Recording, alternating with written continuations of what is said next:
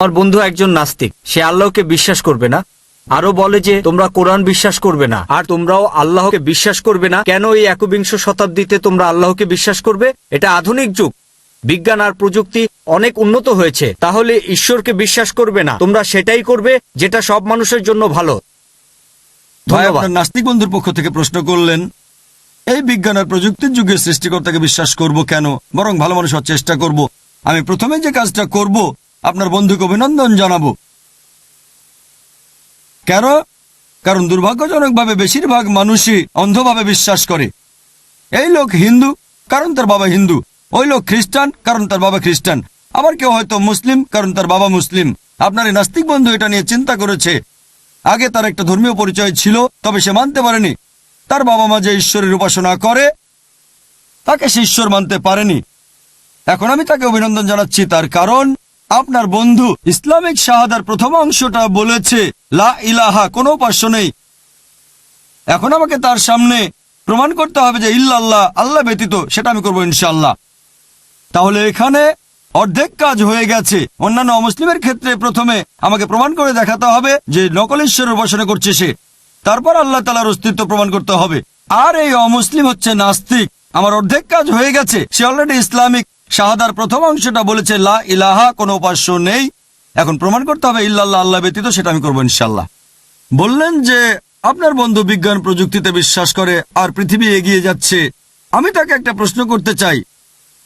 ধরেন একটা নতুন যন্ত্র তার সামনে রাখা হয়েছে যেটা পৃথিবীর কোনো মানুষ আগে দেখেনি। তখন আপনার বন্ধুকে যদি প্রশ্ন করা হয় এই যন্ত্রটা কিভাবে কাজ করবে, সে ব্যাপারে তোমাকে সবার প্রথমে কে জানাতে পারবে যেটা পৃথিবীর কোনো মানুষ আগে দেখেনি? কে প্রথম বলতে পারবে?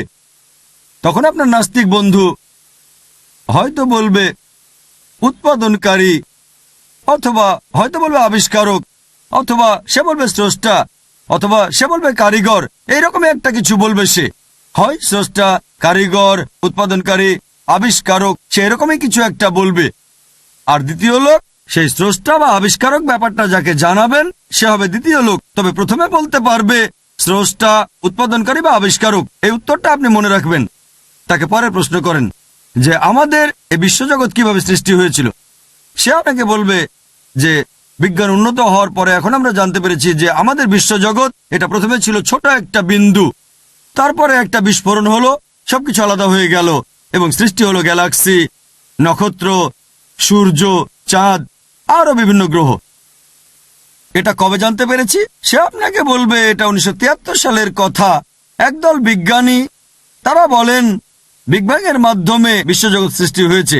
আপনি তাকে বলবেন বিজ্ঞান যে জিনিসটা জানতে পেরেছে মাত্র 35-36 বছর আগে, পবিত্র কোরআন সেটা বলেছে 1400 বছর আগে। সূরা আম্বিয়া অধ্যায় নম্বর 21 আয়াত 30 বলা হয়েছে, আওয়ালাম ইয়ারাল্লাযিনা কাফারু, অবিশ্বাসীরা কি দেখে না আন্না সামাওয়াতি ওয়াল আরদা কানাত রাতকান সাকনাহুমা, আকাশমণ্ডলী ও পৃথিবী মিশেছিল, আমি তাদের আলাদা করে দিলাম।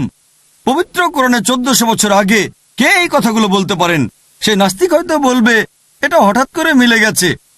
তর্ক করবেন না, বলে যান। তাকে পরের প্রশ্ন করেন আমাদের পৃথিবীর আকার কেমন। সে আপনাকে বলবে আগেকার দিনে পৃথিবীর মানুষ ভাবত যে আমাদের এই পৃথিবী হচ্ছে সমতল। এরপর 1579 সালে স্যার ফ্রান্সিস ড্রেক জাহাজে পুরো পৃথিবী ঘুরে এসে প্রমাণ করলেন যে পৃথিবী বর্তুলাকার। আপনারা এটা জেনেছেন 1579 সালে, মানে প্রায় 400 বছর আগে। কোরআন একথা বলেছে 1400 বছর আগে। পবিত্র কোরআন বলছে সূরা নাজিয়াত অধ্যায় নম্বর 79 আয়াত নম্বর 30, ওয়াল আরদা বাদা যালিকা দাহাহা, তারপর আমি পৃথিবীকে বানিয়েছি ডিম্বাকৃতি।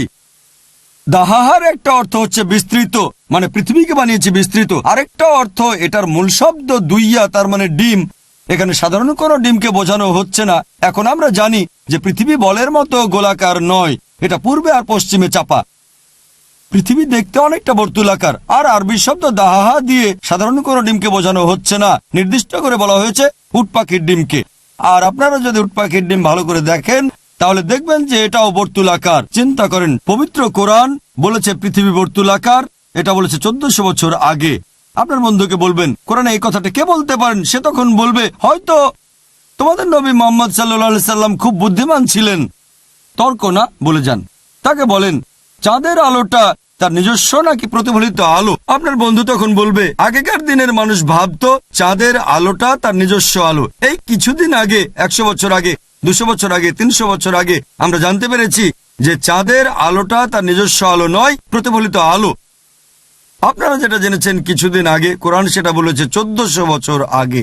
সূরা ফুরকান অধ্যায় নম্বর 25 আয়াত নম্বর 61 কোরআন বলছে সূর্যের আলো তার নিজস্ব আলো, আর সেখানে চাঁদের আলোকে বলা হয়েছে মুনির বা নূর, মানে ধার করা আলো, প্রতিফলিত আলো।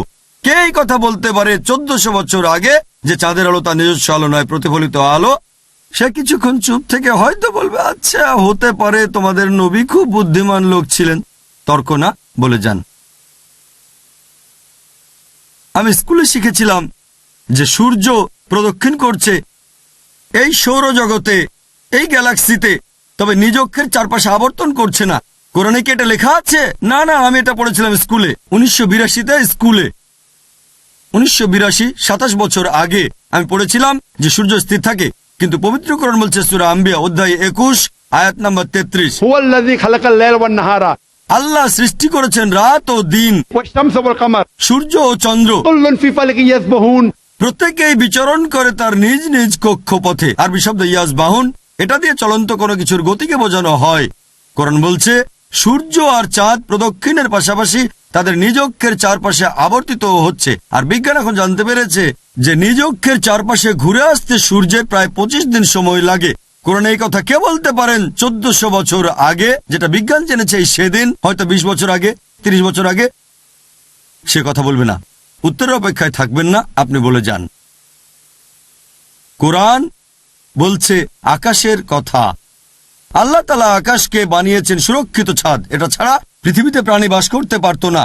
সূরা আম্বিয়া অধ্যায় নম্বর 21 আয়াত নম্বর 32 কোরআন বলছে পানিচক্র সম্পর্কে। এটা অনেক জায়গায় বলা হয়েছে।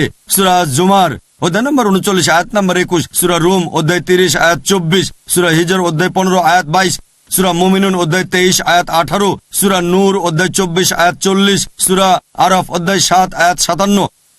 অনেক জায়গায় পবিত্র কোরআনে পানিচক্র সম্পর্কে একেবারে বিস্তারিত বলা হয়েছে। কে 1400 বছর আগে এই কথাগুলো বলতে পারেন? সে কথা বলবে না, সমস্যা নেই, আপনি বলে যান। কোরআন বলছে বায়োলজি সম্পর্কে, প্রাণবান সবকিছু সৃষ্টি করলাম পানি থেকে। কোরআন বলছে বোটানি সম্পর্কে, যে আমি সব গাছপালা সৃষ্টি করেছি জোড়ায় জোড়ায়, তার মানে হচ্ছে দুটো লিঙ্গ, পুরুষ ও স্ত্রী। সূরা তাহা অধ্যায় নম্বর 20 আয়াত নম্বর 53 কোরআন বলছে প্রাণীদের সৃষ্টি করা হয়েছে পানি থেকে। সূরা নূর অধ্যায় নম্বর 24 আয়াত নম্বর 45 কোরআন বলছে যে মানুষও সৃষ্টি করেছে পানি থেকে। সূরা ফুরকান অধ্যায় নম্বর 25 আয়াত নম্বর 54। এছাড়াও কোরআন বলছে জেনেটিক্স নিয়ে, যে পুরুষের শুক্রাণুই সন্তানের লিঙ্গ নির্ধারণ করে। সূরা নাজম অধ্যায় নম্বর 53 আয়াত 45 ও 46। এছাড়াও সূরা কিয়ামা অধ্যায় নম্বর 75 আয়াত 37 থেকে 39 কোরআন বলছে ভ্রূণবিদ্যা সম্পর্কে। কোরআন বলছে জিওলজি সম্পর্কে, বলছে সমুদ্রবিদ্যা সম্পর্কে। এ বিষয়ে কয়েক ঘন্টা লেকচার দিতে পারি। কোরআনের বৈজ্ঞানিক তথ্য বলার পরে আপনার বন্ধুকে আপনি বলেন কোরআনে কে এই কথাগুলো 1400 বছর আগে বলতে পারে, সে তখন একটা উত্তরই দেবে, সেটা স্রষ্টা, উৎপাদনকারী, কারিগর, আবিষ্কারক। এই স্রষ্টা, এই উৎপাদনকারী, এই কারিগর, আমরা মুসলিমরা তাকে বলি আল্লাহ, বলি স্রষ্টা।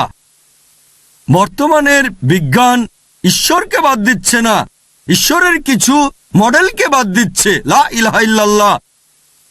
এ কারণে একজন বিখ্যাত দার্শনিক ফ্রান্সিস বেকন তিনি বলেছেন, বিজ্ঞান সম্পর্কে অল্প জানলে আপনি হবেন নাস্তিক, তবে বিজ্ঞান সম্পর্কে বেশি জানলে সৃষ্টিকর্তার কাছাকাছি চলে আসবেন। আপনার বন্ধুকে আমার ভিডিও ক্যাসেট দেখতে বলবেন, is the Quran God's word আর কোরআন অ্যান্ড মডার্ন সায়েন্স। এখানে আমি প্রমাণ করেছি আল্লাহ সুবহানাহু ওয়া তাআলার অস্তিত্ব। আশা করি উত্তরটা পেয়েছেন।